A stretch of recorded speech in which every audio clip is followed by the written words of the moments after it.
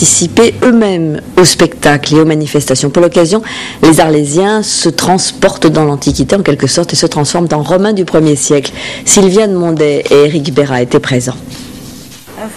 Fèves au miel et au vinaigre, fromage frais au pignon, poulet aux dattes et au cumin. Dans ce restaurant d'Arles, on mange comme un Romain.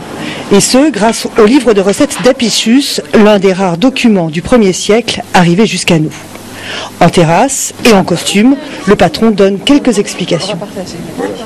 Qu'est-ce que le garum? C'est l'équivalent du nuoc mam aujourd'hui dans la cuisine vietnamienne, c'est-à-dire une saumure de poisson. Pendant une semaine, Arles redevient donc arlaté grâce à ce festival destiné autant aux Arlésiens qu'aux touristes. Nous sommes dans la reconstitution et dans le partage d'un quotidien d'il y a 2000 ans. Au quotidien, les Romains appréciaient particulièrement les combats de gladiateurs. La vie ou la mort, je vous le demande. C'est toujours le cas aujourd'hui, surtout du côté des Arlésiennes. C'est très intéressant de voir véritablement comment ça se passait. C'est notre culture aussi, on est arlésienne donc. Dans l'arène, l'arbitrage se fait en latin, les gestes, les costumes, les armes, rien n'a été modifié. C'est exactement pareil qu'il y a 2000 ans. Sauf qu'à la fin, il n'y a pas de mort et il n'y a que des gens heureux. Vite, vite, vite, en colonne. Et comme à l'époque, les enfants sont initiés très tôt au combat.